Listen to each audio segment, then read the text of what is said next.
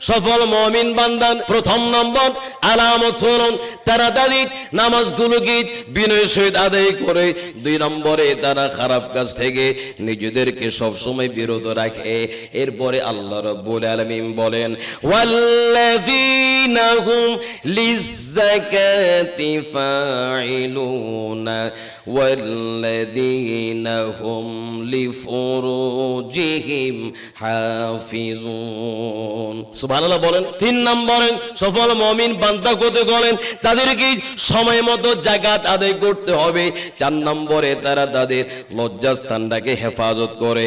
এরপরে আল্লাহ পাক ডাক দিয়ে বলেন, ওয়াল্লাযীনা হুম লিআমানাতিহিম ওয়া আহদিহিম রাউনা ওয়াল্লাযীনা হুম আলা সালাওয়াতিহিম ইউহাফিজুন। সুবহানাল্লাহ বলেন। পাঁচ নম্বরে তারা আমানতের রক্ষা করেন। ছয় নম্বরে তারা ওয়াদা দিলে ওয়াদা পূরণ করে। এই জন্য বুখারী শরীফের মধ্যে এসেছে আল্লাহর নবী ডাক দিয়ে বলেন, ওরে আমার উম্মতেরা, আল্লাহর একজন বান্দা অপর একজন বান্দার কাছে গেল 1000 টাকা ঋণের জন্য। ডাক দিয়ে বলতে লাগলো, ওরে ভাই তুমি আমাকে 1000 টাকা ঋণ দাও। ওই ব্যক্তি বলতে লাগলো, তুমি সাক্ষী আনো। এই ব্যক্তি ডাক দিয়ে বলে, কাফা বিল্লাহি শাহিদা। ও মুসলমান ভাইয়েরা, একটু আওয়াজ দিয়ে বলেন, আমার আল্লাহর চাইতে বড় সাক্ষী আর আসেনি? আরো জোরকন আর আসেনি? এই ব্যক্তি বলে জামিনদার আনো। এই ব্যক্তি বলে কাফা বিল্লাহি কাফিলা। আমার জামিনদার হলেন আল্লাহ, তিনি আমার জামিনদার। ও সুন্নি ভাইয়েরা, আবারও আওয়াজ দিয়ে বলেন, আমার আল্লাহর চাইতে বড় কোন জামিনদার আর আসেনি? এই ব্যক্তি খুশি হয়ে গেল। 1000 টাকা ঋণ ওই ব্যক্তির হাতের মধ্যে দিয়ে দিল। ডাক দিয়ে বলতে লাগলো, ওরে আল্লাহর বান্দা, এই নাও তুমি 1000 টাকা নিয়ে যাও। এই ব্যক্তি 1000 টাকা নিয়ে সমুদ্র পথে ব্যবসার জন্য বের হয়ে গেল। ব্যবসা বাণিজ্য শেষে সঠিক সময় তার হাতের মধ্যে টাকাগুলোকে পৌঁছাই দিবি এই ওয়াদা করিয়াম সেই ব্যবসার জন্য বের হলো। কিন্তু সঠিক সময় টাকাগুলোকে দেওয়ার জন্য যখন তিনি সমুদ্রের পাশে আসলেন, কোনো যানবাহন যখন তিনি পাইলেন না, চিন্তা করতে লাগলেন, ওগো আল্লাহ, আমি তো তাকে ওয়াদা দিয়েছিলাম সঠিক সময় তার পাওনা আমি তার হাতের মধ্যে তুলে দেব। আল্লাহ গো, আমি তো কোনো যানবাহন পাচ্ছি না, এখন আমার ওয়াদার কি হবে? চিন্তা করতে করতে বড় একটা গাছের টুকরার দিকে তার নজর চলে গেল। গাছের টুকরাটাকে নিয়ে ওটাকে ছিদ্র করে সেখানে 1000 টাকা ঢুকাই দিয়া একটা চিঠি লিখিয়া ছিদ্রটাকে বন্ধ করে দিয়া সমুদ্রের পাশে গাছের টুকরাটাকে নিয়ে আল্লাহকে ডাক দিয়ে বলতে লাগলো, আল্লাহ। সুবহানাল্লাহ বলেন। ও রব্বুল আলামিন, তোমার অমুক বান্দা আমাকে 1000 টাকা ঋণ দিল। সে আমার কাছে যখন সাক্ষী চাইলো, আমি বললাম কাফা বিল্লাহি শাহিদা, আমার সাক্ষী হলো আল্লাহ। আল্লাহরে আমার কাছে যখন জিম্মাদার চাইলো, আমি বললাম কাফা বিল্লাহি কাফিলা, তুমি হচ্ছ আমার সবচেয়ে বড় জিম্মাদার। আল্লাহরে আমি যানবাহনের কারণে তার কাছে যদি পারছি না, ও রব্বুল আলামিন, আমার দায়িত্ব হলো গাছের টুকরাটাকে সমুদ্রে পানির মধ্যে নিক্ষেপ করে দেওয়া। আর তুমি আল্লাহর দায়িত্ব হলো এই গাছের টুকরা খানাকে সেই ব্যক্তি পর্যন্ত পৌঁছায় দেওয়া। জোরে বলুন সুবহানাল্লাহ। অপরদিক দিয়ে ওই লোকটা সমুদ্রের কাছে চলে আসলো। সঠিক সময় তার টাকাগুলোকে বুঝে পাওয়ার জন্য চিন্তা করতে লাগলো। লোকটা তো বললাম সঠিক সময় টাকাগুলো আমার হাতের মধ্যে এই জায়গার মধ্যে পৌঁছাই দেবে। কিন্তু লোকটাকে যখন পাইল না, কিছুক্ষণ পরে দেখতে পাইল ও দূরে একটা বড় গাছের টুকরা দেখা যাচ্ছে। তার মাথার মধ্যে চিন্তা আসলো, যখন তাকে পাইলাম না, গাছের টুকরা খানাকে বাড়ির দিকে নিয়ে যায়। এটা যদি বাড়ির মধ্যে আমি নিতে পারি, আমি সেটাকে টুকরো টুকরো করিয়া আমার কাজের মধ্যে ব্যবহার করতে পারবো।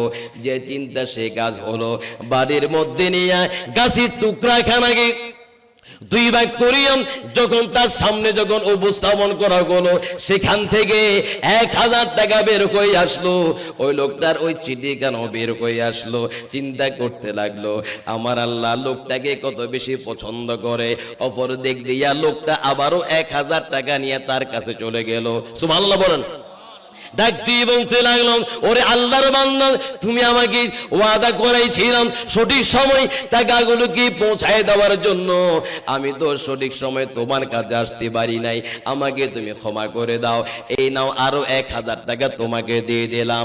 ওই লোকটা চোখের পানি ছেড়ে দিল, ডাক দিয়ে বলতে লাগলো, ওরে আল্লাহর বান্দা, না না, তোমাকে আর কোনো টাকা দিতে হবে না, তুমি যে গাছের টুকরার ভিতর করে টাকাগুলো কি তুমি পাঠাইছিলা, আমার আল্লাহ তোমার উপর এত বেশি রাজি হয়েছেন, তোমার পক্ষ থেকে ওই টাকাগুলা আমার আল্লাহ আমার কাছে পৌঁছে দিয়েছেন। জোরে বলুন সুবহানাল্লাহ, আর একটু জোরে বলো সুবহানাল্লাহ।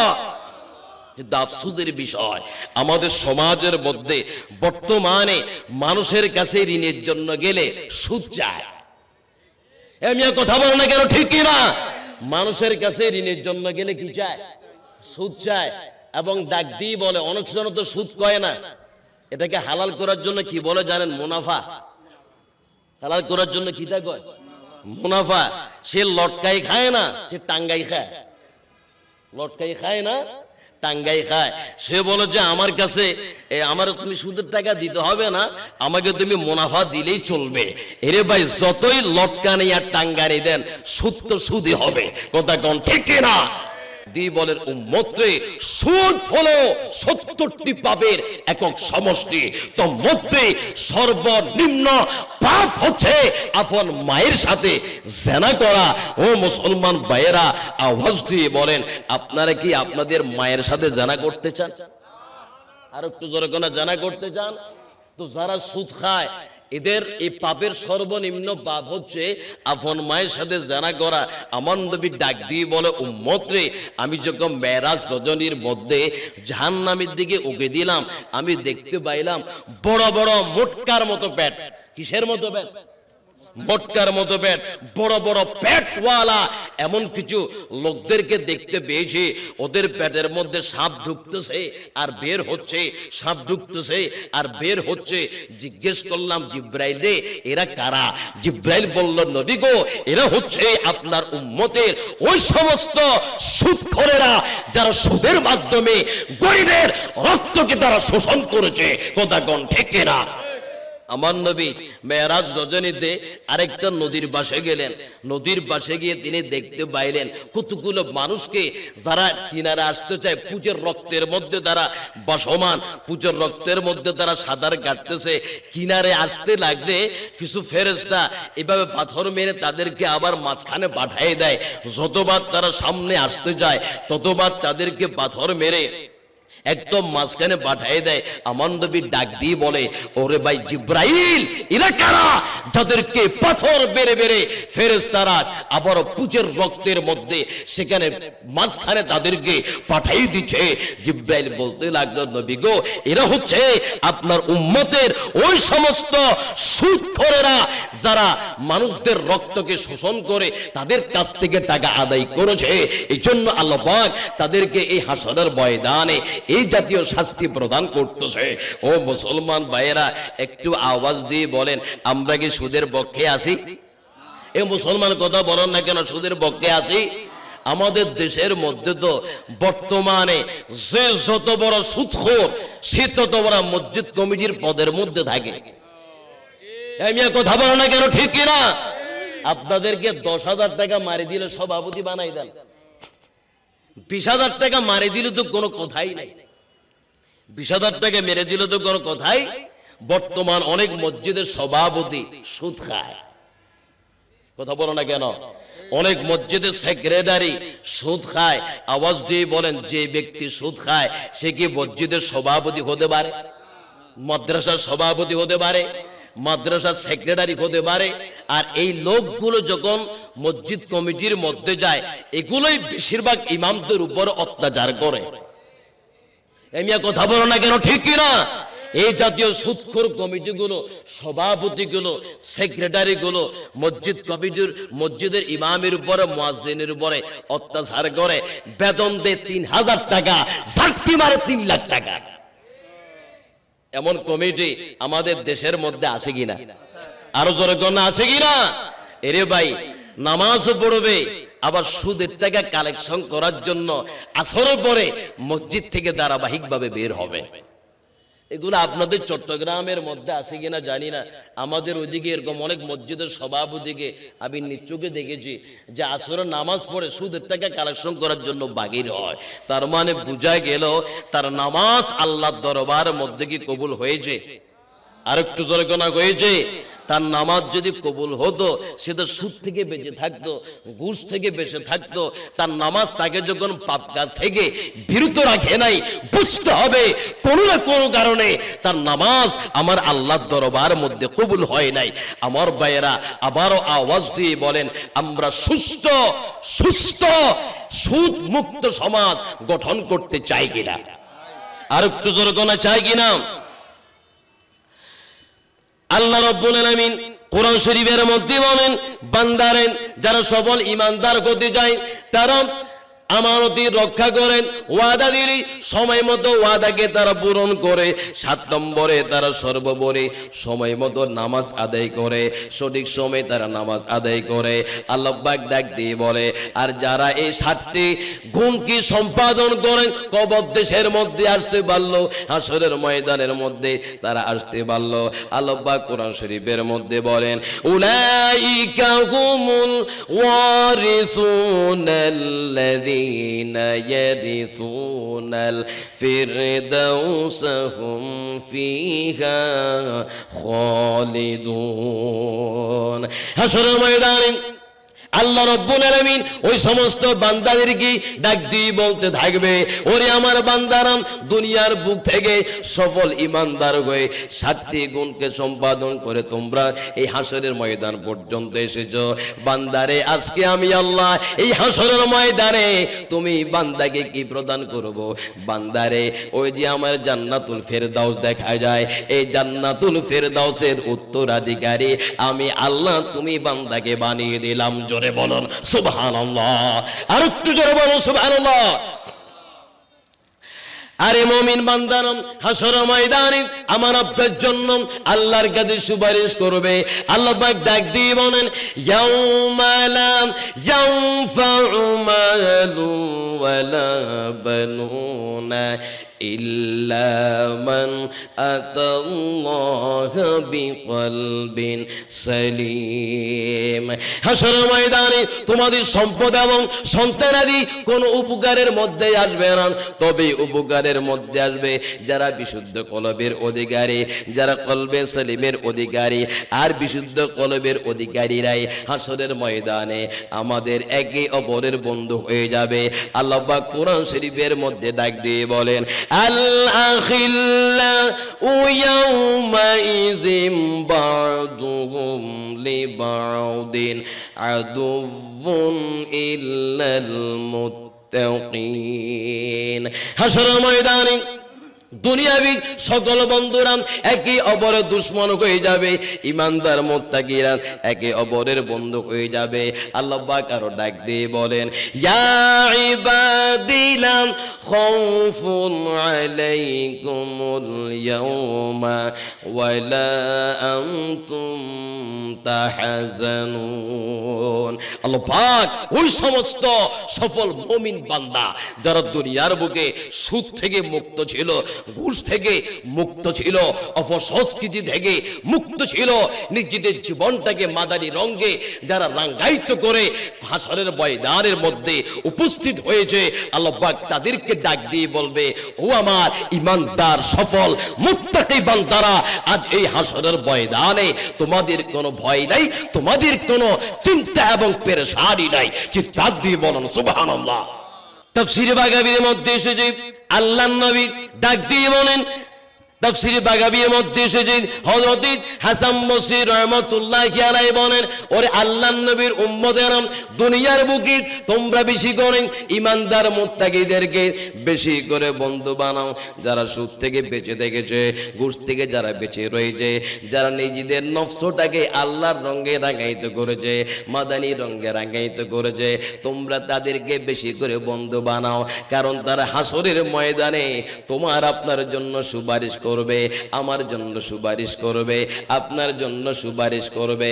আর এই দৃশ্য যখন কাফির মুনাফিকরা হাসরের ময়দানের মধ্যে দেখবে, তারা আফসোস করে করে চোখের পানি ছেড়ে কান্না করতে থাকবে, আর তারা বলতে থাকবে ফামালানা বিন শাফিঈনা ওয়ালা সাদিকিন হামীম। তারা সে হাসরের ময়দানে আফসোস করে করে বলতে থাকবে, আই আফসোস, আজকে আমাদের কোনো সুপারিশকারী নাই, আমাদের কোনো বন্ধু নাই। ফালাউ আনদালানা কাবতান ফানাকুনা মিনাল মুমিনিন।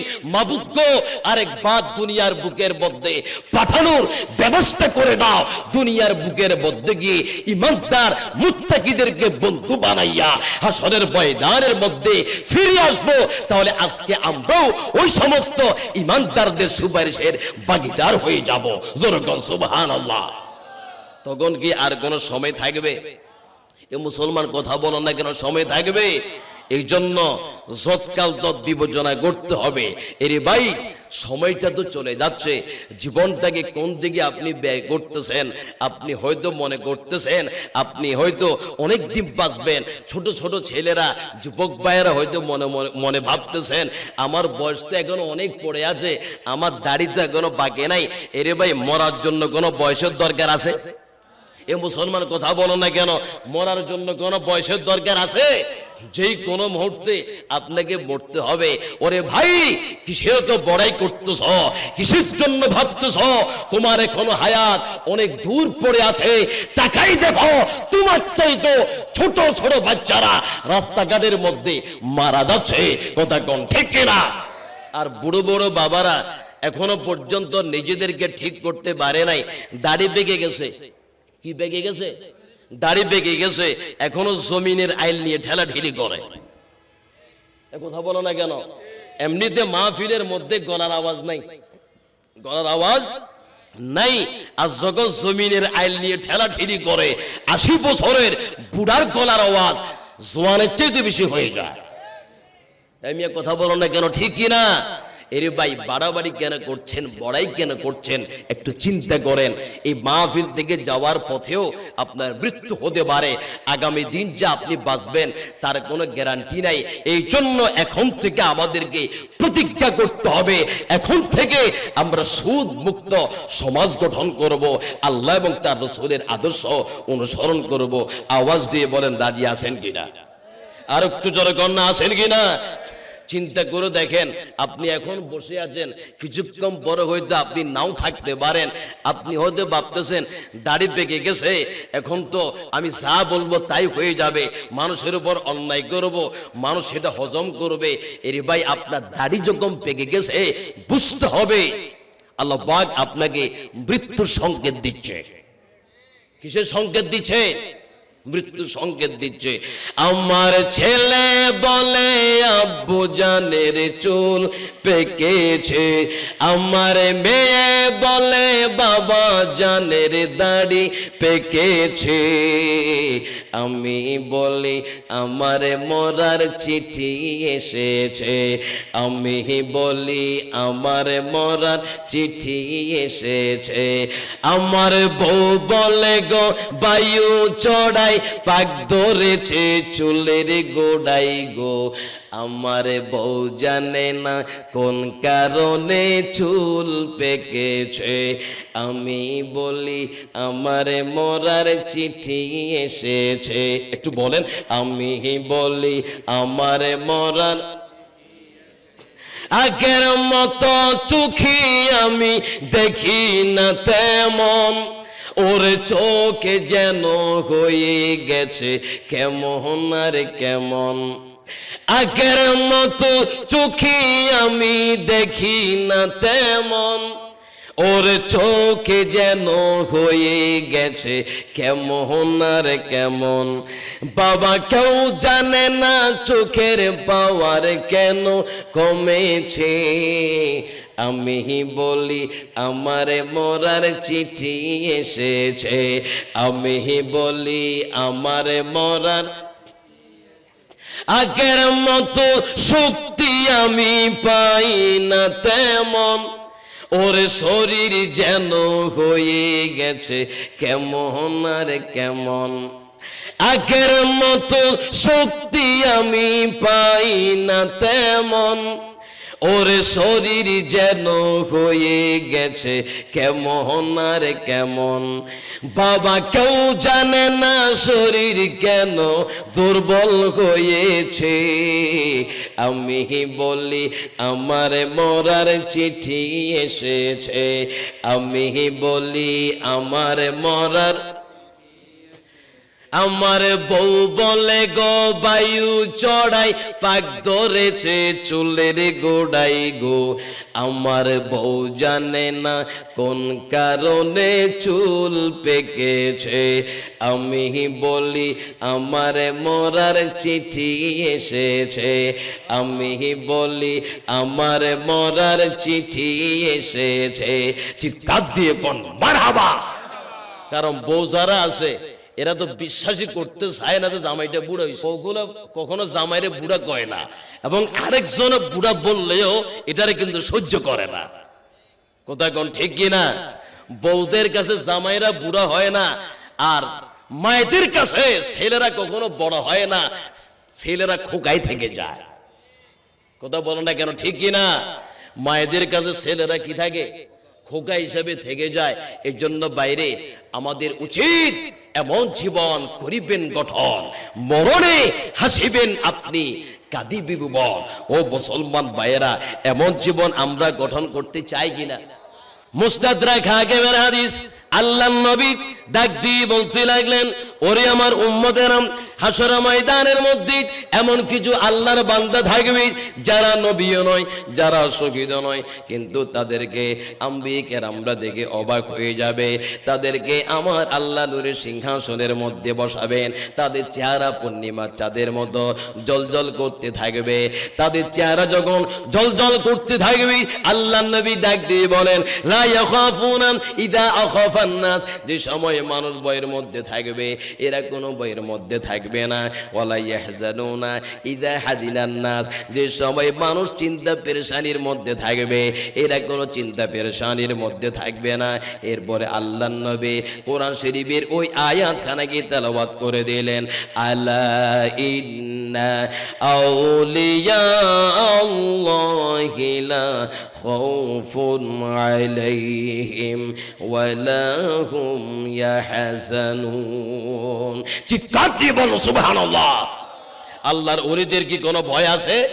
কোনো চিন্তা আছে? কোনো চিন্তা নাই। বুখারী শরীফের হাদিস, আল্লাহর নবী ডাক দিয়ে বলতে লাগলেন, কিতাবুত তাওহীদ বাবু কাউলিল্লাহি তাআলা ফুজুগুন ইয়াউমাইদিন নাযিরান ইলা রাব্বিকা নাযিরান। এই পরিচ্ছেদের মধ্যে ইমাম বুখারী হাদিস খানাকে বর্ণনা করেছেন, হাদিস নম্বর ৭৪৩৭। আল্লাহর নবী ডাক দিয়ে বলেন, হাসর ময়দানে আল্লাহ রাব্বুল আলামিন সমস্ত মানুষগুলোকে একটা জায়গার মধ্যে একত্রিত করে ফেলবেন। ডাক দিয়ে বলতে থাকবেন, ওরে আমার বান্দারা, দুনিয়ার বুকে তোমরা যারা সূর্যের পূজা করেছো তোমরা সবাই সূর্যের কাছে চলে যাও, যারা চন্দ্রের পূজা করেছো তারা চন্দ্রের কাছে চলে যাও, যারা দুনিয়ার বুকে তাগুতের পূজা করেছো তারা তাগুতের কাছে চলে যাও। আল্লাহর নবী ডাক দিয়ে বলেন, ওয়াতাবাকা হাযিহিল উম্মাতু ফিহা শাফিউহা, বাকি থাকবে শুধুমাত্র আমার উম্মত। আমার আল্লাহ তাদেরকে এমন একটি জায়গার মধ্যে পাঠিয়ে দিবেন, সেখানে তাদের জন্য সুপারিশ করার জন্য আমার আল্লাহ বিশেষ বান্দাদেরকে রেখে দিয়েছেন। বুখারী শরীফের হাদিস, আল্লাহর নবী ডাক দিয়ে বলেন, হাসর ময়দানে আল্লাহ পাক ডাক দিয়ে বলবেন, আল্লাহ পাক ডাক দিয়ে বলতে লাগলেন, ফামা আনতুম বিআশাদ্দালি মুনাশাদাতান ফিল হক্কি ক্বাদ তাবায়্যানা লাকুম মিনাল মুমিনি ইয়াউমাইযিন লিল জাব্বার। এটাও বুখারী শরীফের হাদিস, কিতাবুত তাওহীদের মধ্যে আনা হয়েছে, হাদিসে কুদসি। আল্লাহ পাক ডাক দিয়ে বলেন, ওরে আমার বান্দারা, দুনিয়ার বুকে তোমরা তোমাদের সম্পদের জন্য কি তর্ক করো, কি বাড়াবাড়ি করো, যতগুলো মুহাব্বতের তর্ক, আমার ইমানদার বান্দারা তাদের ভক্তদেরকে বাঁচানোর জন্য আমি আল্লাহর সাথে হাসরের ময়দানে করবে। আমার আল্লাহ ডাক দিয়ে বলবেন, বন্ধু গো, আপনি তো বিনা হিসাবে জান্নাতের মধ্যে চলে যাবেন, আপনি কেন এমন করে বাড়াবাড়ি করতেছেন? ইমানদার বান্দা ডাক দিয়ে বলবে, ও রব্বুল আলামিন, দুনিয়ার বুকে আমাদের এমন অনেক ভাইরা ছিল, ইসাল্লুনা মানা, একসাথে আমরা নামাজ পড়েছিলাম, ওয়াইসুমুনা মানা, একসাথে রোজা রেখেছিলাম, একসাথে ইফতার সেহরি আমরা খেয়েছিলাম, ওয়ায়াবালুনা মানা, একসাথে বিভিন্ন ভালো কাজের মধ্যে অংশগ্রহণ করেছিলাম। আল্লাহ গো, তাদের মধ্য থেকে আজকে অনেকজনকে দেখতে পাচ্ছি না, এরা সবাই কোথায় চলে গেল? আল্লাহ পাক তখন ডাক দিয়ে বলবেন, বন্ধু গো, তাদের কারো কারো আমলের মধ্যে ত্রুটি রয়েছে, এই জন্য একটু শাস্তি দিচ্ছি, চিন্তা করবেন না, শাস্তি শেষ হলে তাদেরকে জান্নাতে পাঠিয়ে দেব।